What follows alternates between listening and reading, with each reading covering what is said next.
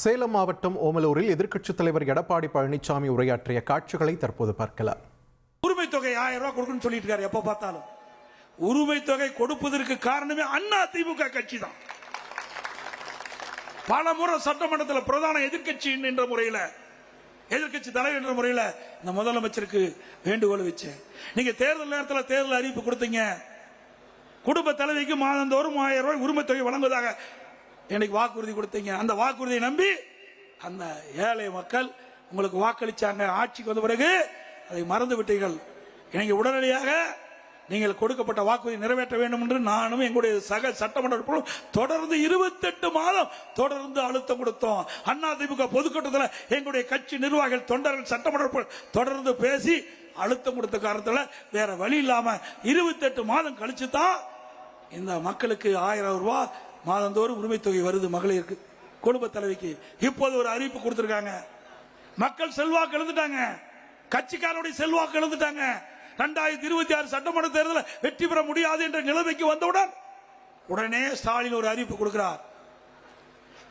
இன்னைக்கு நிறுத்தப்பட்ட லேப்டாப் கொடுக்கப்படும். ஏன் இது வரைக்கும் கொடுக்கல? 4 வருஷமா கொடுக்கல. இந்த ஆண்டு கொடுப்பதை அறிவிச்சிருக்காரு. கொடுத்தா நிஜம். நாங்களும் தொடர்ந்து வலியுறுத்திட்டு இருக்கிறோம். இன்னைக்கு அறிவுபூர்வமான கல்வி கிடைக்க அம்மா கொண்டு வந்த திட்டம், தமிழகத்தில் 52 லட்சம் மாணவ மாணவிக்கு அண்ணா திமுக ஆட்சியில லேப்டாப் கொடுத்தோம்.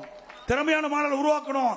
7000 கோடி அதுக்காக நிதி ஒதுக்கீடு செய்யப்பட்டது. உங்களுடைய ஆட்சியில நிறுத்தப்பட்டவர்கள் அத்தனையும் அரசு பள்ளி படிக்கின்ற ஏழை மாணவர்கள்.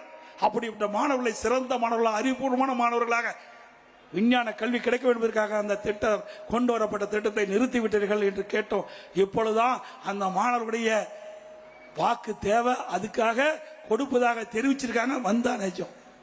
அதோட மேலும் 30 லட்சம் மகளிருக்கு உரிமை தொகை கொடுக்குறாங்க.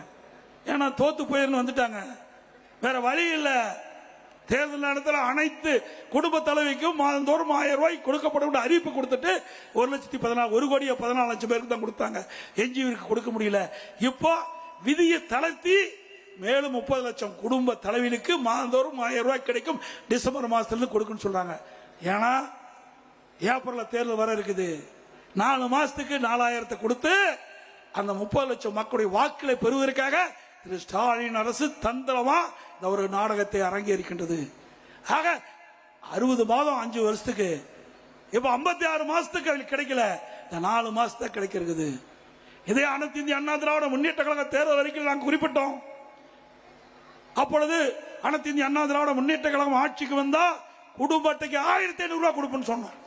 ஆனா வேண்டுமென்றே திட்டமிட்டு பொய்யாக திராவிட முன்னேற்ற கழகம் பேசி பேசி மக்களை கவர்ந்து, மக்களை ஏமாற்றி ஆட்சிக்கு வந்த கட்சி திமுக கட்சி என்பதை. சேலம் மாவட்டம் ஓமலூரில் எதிர்க்கட்சித் தலைவர் எடப்பாடி பழனிசாமி உரையாற்றிய காட்சிகளை பார்த்தோம். இனி செல்லும் இடமெல்லாம் செய்தி. தந்தை டிவியின் வாட்ஸ்அப் சேனலை ஃபாலோ பண்ணினா செல்ல இருக்கும் இடமெல்லாம் செய்தி. இதோ QR கோட், இப்பவே ஸ்கேன் பண்ணுங்க, ஃபாலோ பண்ணுங்க.